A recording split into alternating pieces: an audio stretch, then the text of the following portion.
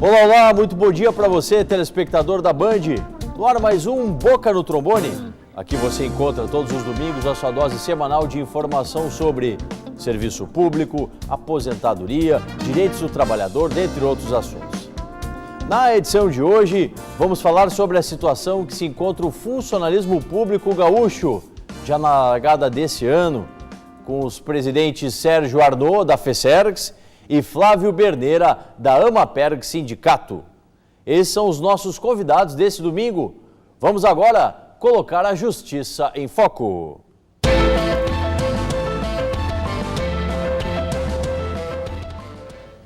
A primeira turma do TRF da Primeira Região entendeu ser ilegal a conduta da administração, que suspendeu o pagamento de benefícios previdenciários sem a observância dos princípios do contraditório e da ampla defesa.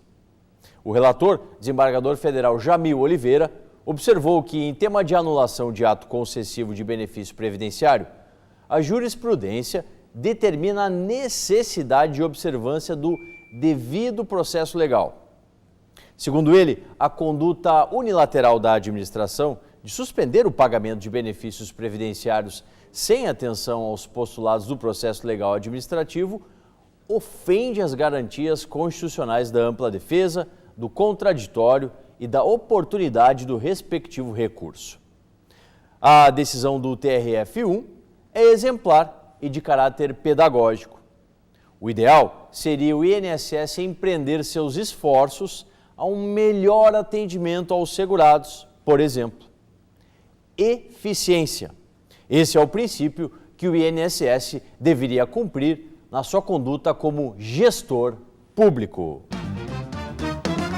Bem, o programa de hoje é um programa especial, onde a gente chama os nossos parceiros da Federação dos Servidores aqui do Estado do Rio Grande do Sul e também da Amaperg Sindicato para a gente fazer um panorama aí desses primeiros dias de 2016 na área do serviço público. Está com a gente aqui o presidente Sérgio Arnaud, presidente da FESERGS, e o presidente Flávio Berneira, da Amaperg Sindicato, também vice-presidente da federação. Bom, começo com o presidente Arnaud. Presidente, o que a gente pode dizer desses primeiros movimentos do ano de 2016?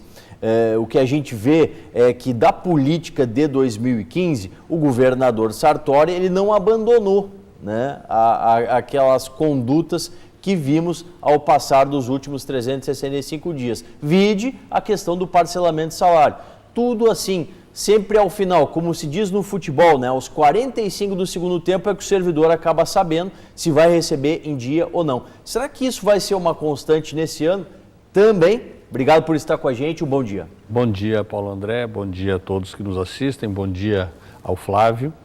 Realmente nós iniciamos o ano muito preocupados. A questão da crise é uma questão nacional que se reflete no Estado, é inegável. Nós temos diminuição da arrecadação de impostos no Brasil e, por reflexo, aqui no Estado também, uma vez que a economia está andando para trás. E isso há muito tempo. E esse quadro se desenha mais desanimador ainda para o ano de 2016.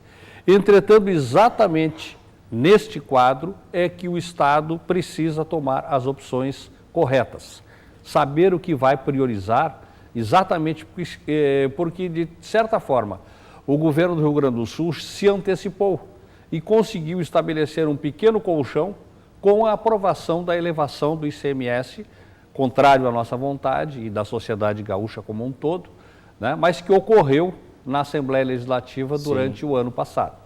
Então, nós imaginávamos que agora, com esse pequeno colchão que foi propiciado ao Estado, a administração pública do Rio Grande do Sul iria priorizar o serviço público, né, e fazer com que a população não fosse penalizada, como está sendo, especialmente em áreas dramáticas, como a questão da segurança, da educação, da saúde, né, que são manchetes dos jornais diariamente, e também penalizando diretamente o servidor público. Sim. Nessa situação de agonia em que, no mês que passou, em janeiro, nós tivemos que esperar até o último dia para saber se o governo honraria o pagamento do salário ou não. E o governo já entrou o mês de fevereiro, anunciando que teria grandes dificuldades para pagar a folha de fevereiro. Então isso tudo preocupa sobremaneira os servidores. A maioria deles, a maioria dos nossos colegas entrou em férias sem receber o terço de férias, a grande maioria vieram a receber em alguma medida no final de janeiro, ainda estão recebendo. Sim. Né? Diárias foram atrasadas para os servidores da área da segurança pública e da Brigada Militar que trabalham no litoral e em outros pontos do estado. Quer dizer, então nós persistimos numa situação de muita dificuldade. E, presidente Arnaud, a gente até pode chamar, né, para ilustrar essa nossa conversa, um ditado, que é aquela história, a grama do vizinho às vezes ela é mais verde. Por que eu digo isso? A gente olha aqui para o vizinho, para o estado vizinho, Santa Catarina, e o que o governador lá fez? Agora no início do ano, 2016, ele fez todo o cronograma de pagamento dos servidores públicos. Os servidores públicos sabem exatamente os dias que vão receber de janeiro a dezembro. O que aconteceu com o Rio Grande do Sul? Parou no tempo? A gente vê os outros estados do Sul, Santa Catarina e Paraná já há algum tempo, estarem à frente de nós. O que está faltando acontecer para o Rio Grande do Sul retomar o seu caminho que... Nós, durante todo o ano que passou, juntamente com o Movimento Unificado, apontamos que o Rio Grande do Sul adotou a opção equivocada, a opção pelo apequenamento, pela diminuição. O que isso significa? Ao invés de cobrar dos devedores, estabeleceu uma cobrança adicional, aumentando impostos para toda a sociedade. Ao invés de questionar e forçar a renegociação da dívida com a União, preferiu ficar se lamentando, chorando pelos cantos. Sim.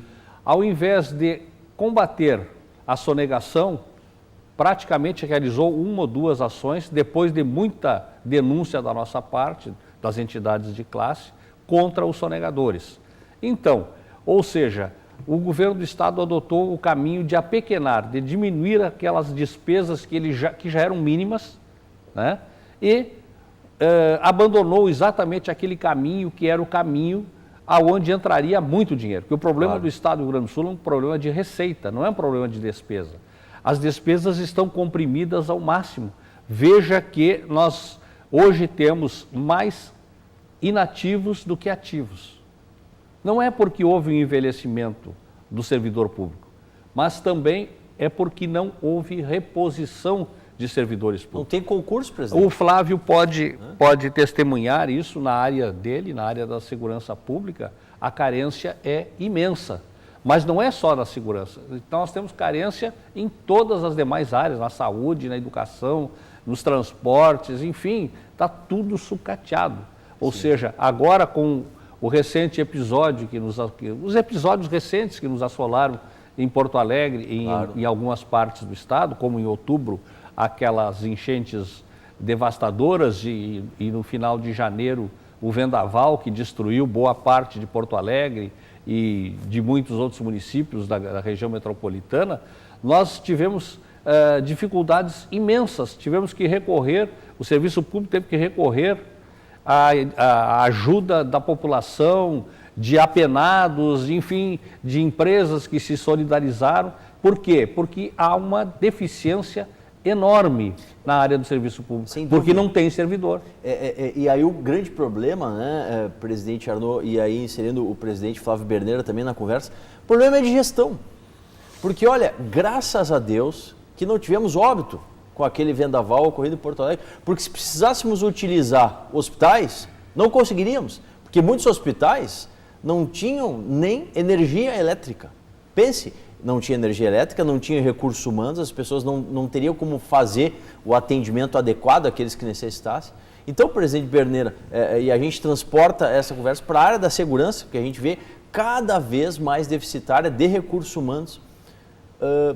Algum horizonte que a gente possa mirar e pensar assim, não, aqui vamos ter condição, vamos poder ter mais servidores penitenciários para oferecer um serviço nessa área do serviço carcerário aqui do estado com mais qualidade, porque os poucos servidores que temos, eles não são suficientes, isso é evidente, para prestar um bom serviço, não por vontade deles, mas sim pela falta de companheiros. Obrigado por estar com a gente, um bom dia. Bom dia, Solano, bom dia, Sérgio, bom dia a todos. Eu procuro fazer um desafio à reflexão. o senhor e a senhora que está nos assistindo aí, já consegue imaginar diminuir o número de policiais militares, diminuir o número de professores, profissionais da saúde, né?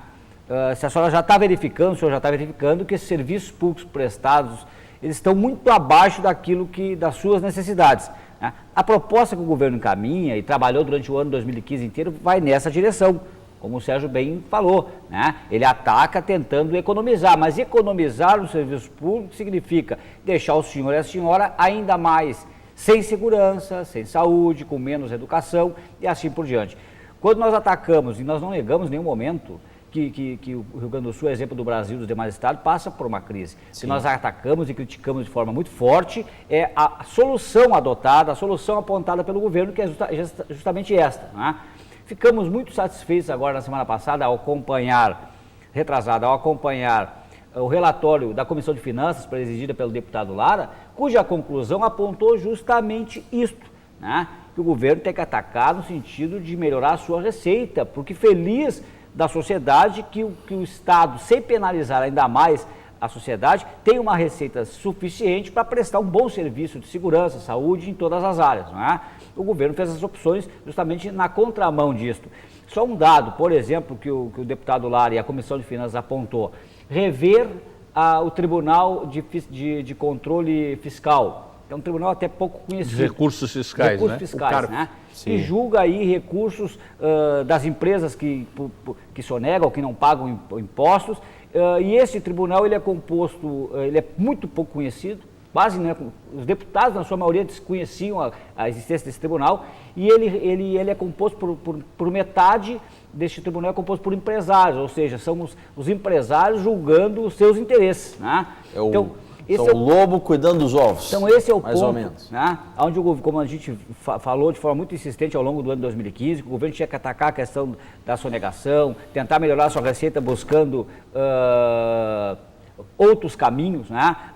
Como disse, trabalhando na questão da sonegação, o Sérgio pode agora me socorrer de memória, a questão das isenções fiscais, né? Então, tem outros caminhos, a exemplo do estado de Santa Catarina e de outros estados que buscaram, né, trabalhar a sua receita, melhorar a sua capacidade de investimento, porque só para fazer fecho, recursos que são colocados para a contratação de servidores nas diversas áreas não é despesa. Esses são investimentos, está se investindo na segurança, na saúde e na educação da sociedade. Grande ponto, presidentes, e aí a informação que vem. Diz que o Estado do Rio Grande do Sul, no ano de 2015, extrapolou a lei de responsabilidade fiscal na questão do investimento com os servidores, né? Que não seria possível, por isso, a argumentação do governo, não seria possível, por isso, haver novos investimentos nisso. Isso realmente é verdade? Isso realmente a gente pode passar para a sociedade como um motivador desse não investimento na saúde, na educação, na segurança? Eu poderia responder isso dizendo o seguinte: isso é fruto do apequenamento do Estado. Ou seja, o Estado não busca recursos, então cada vez ele diminui a arrecadação de recursos e aí cresce o percentual das suas despesas dentro do percentual geral da arrecadação. Isso é evidente. Ou seja, se eu não vou buscar recursos novos, se eu não vou maximizar a minha receita, a minha despesa permanece a mesma, cada vez proporcionalmente ela vai crescer, claro, porque está diminuindo a arrecadação. Então eu colocaria uma outra questão, e eu coloquei na minha intervenção anterior. É paradoxal que o Estado do Rio Grande do Sul paga quase 30% do valor da folha de pagamento do funcionalismo, sim, para a União todo mês. A título de quê? Pagamento à dívida. Essa dívida que não existe mais.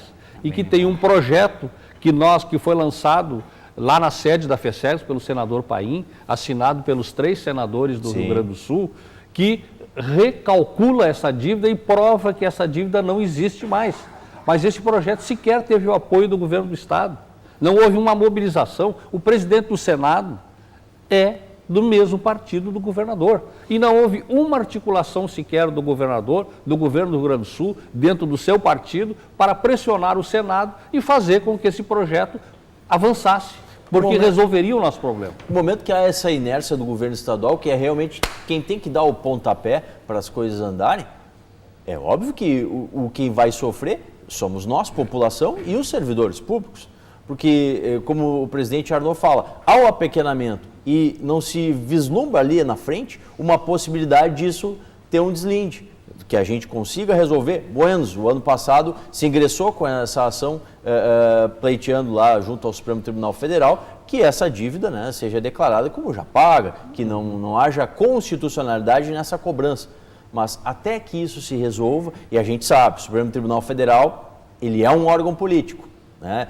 Tem o caráter jurídico, mas as indicações ali são indicações políticas. E isso muitas vezes inviabiliza pedidos que são claros, são evidentes. Enquanto isso, Solano, apenas para colaborar com a intervenção do Flávio, enquanto isso, Porto Alegre já está inserida entre as 50 cidades mais violentas do mundo. É verdade. Exatamente. Por quê? Porque não há uma política de segurança, não há uma política de valorização do material humano da segurança e de investimento na segurança dos cidadãos. Ou seja, nós estamos comemorando este recorde negativo de que Porto Alegre, que antes era uma cidade agradável, de excelente qualidade de vida, hoje é uma das 50 mais violentas do mundo. Segundo os dados das organizações internacionais, o número de homicídios em Porto Alegre, ele supera em 2 vezes o limite, né, o limite exigido para que tenhamos, né, uma cidade nos termos normais. Nós temos uma carência indiscutível, a sociedade está constatando isso no dia a dia, né, de servidores nas diversas áreas. Na segurança pública com destaque, né, isso reforça o dado que o Sérgio deu agora. Como o Estado, ao longo dos últimos anos, vinha enfrentando esse déficit, na medida em que os concursos não acontecem e agora, de fato, não estão acontecendo, por meio das horas extras. Então, o servidor lá da Brigada Militar, da Polícia Civil, mesmo da SUSEP, ele trabalhava no seu horário de folga, remunerado por hora extra. Né? O governo, uma das políticas que ele enxergou para economizar foi terminar com as horas, cortar as horas extras da segurança pública e dos demais órgãos. O reflexo está aí. Nós não temos servidores, o governo, não, além de reduzir as horas extras, não realizou concurso, não nomeou aqueles que já estão aprovados, que tem uma turma de aprovados na Brigada Militar, na Polícia Civil, na própria SUSEP, nós temos 400 técnicos aprovados em concurso público, no cadastro de reserva, também não foram nomeados e não tem no horizonte perspectiva nenhuma de nomeação. Então, essa situação, e as pessoas estão saindo até preocupadas com todas essas políticas que estão sendo implementadas pelo atual governo, então a tendência é piorar. Né? Então o governo revê esta política, né? Busca fazer o enfrentamento das dificuldades financeiras por outro caminho, o caminho de melhorar a sua receita e não diminuir a sua capacidade, os seus investimentos em áreas vitais como essa, ou quem vai pagar o preço disso é a sociedade, como exemplos como esses que já foram dados. Que Porto Alegre sendo uma cidade marcando história como uma das mais violentas do mundo, nós tendo catástrofes e não tendo capacidade material humano do setor público para fazer o atendimento à sociedade, dependendo do voluntariado, da boa vontade dos cidadãos, né, e das empresas, enfim, né, porque o setor público hoje não consegue dar a resposta, e isso nas diferentes e nas mais variadas áreas, com destaque nas áreas mais essenciais, saúde, segurança e educação. O governo não dá a resposta porque está atacando de forma equivocada as dificuldades. E para ilustrar, presidente, a sua fala, ano passado, 2015, mais de 2.000 brigadianos aposentados, ou seja, é uma via que só sai. Né? Temos recursos humanos interessados em prestar o serviço público, né? Aprovados, né? Na Polícia Civil mais de 500, que também aposentaram-se, e a via ela não retorna. Né? Em torno de 400 cidades que sequer tem bombeiros. Pense bem. Bom, a gente vai continuar falando sobre isso, mais sobre segurança. Quero saber também a opinião dos presidentes aqui sobre a troca, a mudança lá no Poder Legislativo. Será que a nova presidente da Assembleia Legislativa vai trazer benefício? Vai facilitar a interlocução dos servidores com o Legislativo, também com o Poder Executivo? Vamos ver, daqui a pouquinho, é um breve intervalo, já voltamos com o nosso bate-papo aqui no Boca do Trombone, ano 27. Muito mais interatividade para você.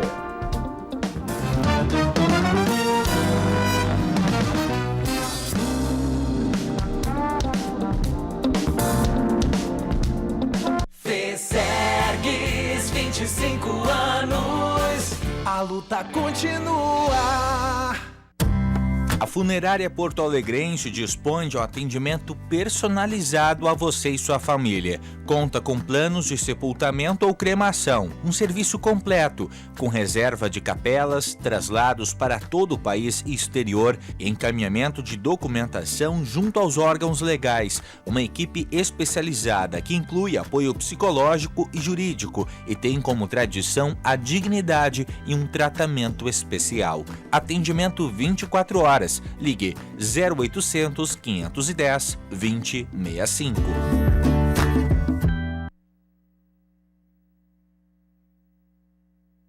Fesergues, 25 anos. A luta continua.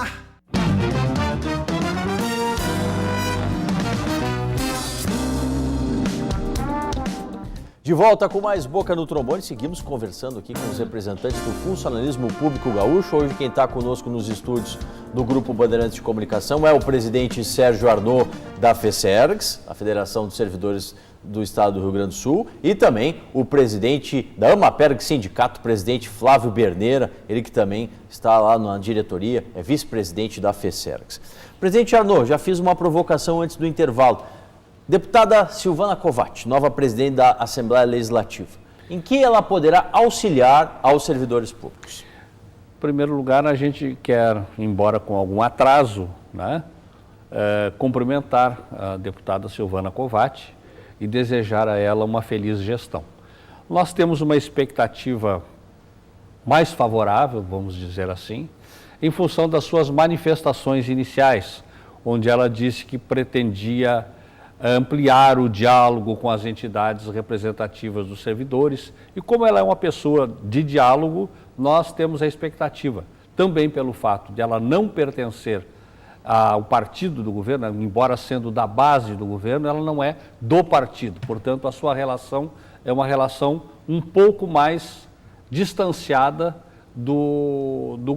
da figura do governador do estado. Sim. O que nós queremos é exatamente independência do Poder Legislativo para que ele possa ser efetivamente um local de diálogo, um local aberto aos servidores, aberto a todos que querem postular, reivindicar, contatar, porque nós tivemos essa dificuldade muito acentuadamente durante o ano que passou. Queremos ver se isso melhora, né?